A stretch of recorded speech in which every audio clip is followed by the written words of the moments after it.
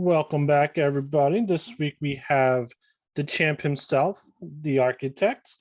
And I'm just going to start off with the very last slide we saw. He has a winning record against two out of his, four opponents. He's 4-4 against me. Obviously, he won the championship against me in a game I shouldn't even been in the game, but I was there. And then I believe he was 2-2 against Deuce Bombers, but he's 3-0 against Joshua, and obviously the vet is new. So nobody really cares about what their records are. And then he has a losing record against the international division. I think every opponent has a losing record against, which was actually surprising. What about you, Kamish?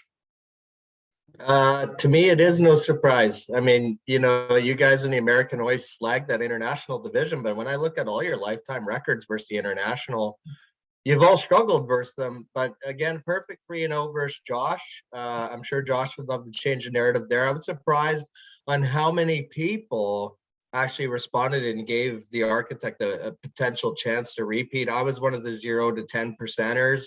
I just think when you look at 1 divided by 20 in itself, because there's 20 owners, the odds are slim. And that's why I gave Brandon the low grade, and we'll see why here in a moment as we progress through the preview. I don't know if we can go mine divided by 20. Let's just be honest. There's probably about 4 or 5 teams that just don't even have a shot to compete this year. So it's at least 1 divided by 15, 16 max. I gave him 25 to 50. I think it's going to be really hard for Deuce, and obviously Deuce Bombers is the favorite. I think everybody can agree on that one. I think it's going to be really hard for Deuce. I think if he gets the 1 or 2 seed, he might get upset by somebody who has a team that's surging, that made all those trades, to get into the playoffs. So I mean, it's possible that he wins, but I mean, it's also possible with that Brandon, the architect, that can make it again. I like architects keepers. I mean, he's keeping Saquon Barkley, Cup, Waddle. I don't remember the other guy, but then he's also keeping CEH, who I really don't care for. But besides that, the other 4 keepers are, in my opinion, are pretty damn good. And then looking at his draft picks, he doesn't have a first rounder. He picks towards the end of the second round. So that could hurt him.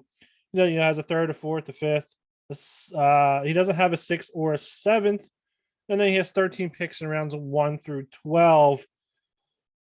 Yes, it sucks he has 13 picks there, but let's just be honest. I think Architect, the way he's going to win is trading picks for after this draft and into the next draft to get good players again, kind of like what he did this year when he got I think Cooper and a couple other guys as well to do that push for a championship. And I think that's his winning mentality here. He's kind of going to be like the Los Angeles Rams of the LOC.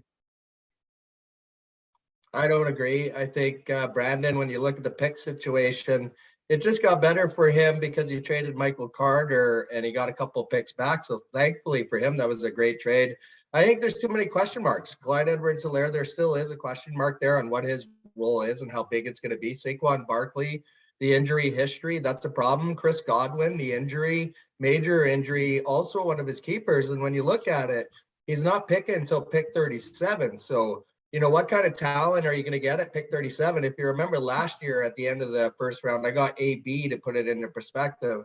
So I think for Brandon, when you looked at the offseason questions, repeat possible, I think it's going to be very tough. And that's why I also put as an offseason question, preparing for 2023, because I think if you look at Brandon's and also Deuce Bombers history, you'll see that they'll have one good year, and then they have one really shitty year where they've basically sold everything to get picks in preparation for hopefully another championship run. And it's not a bad strategy if you can get trade partners, but we're seeing the issues right now with Brandon in the offseason where he has this championship roster because, let's face it, he was a buyer last year and can offload the talent that he has, and it's going to put him in a difficult spot in the draft. And I also understand his perspective, how he's like, well, do I want to just let, someone have Mooney for dirt cheap, or do I want somebody to use one of their first rounders to get them and reduce that advantage like guys like Deuce Bombers have?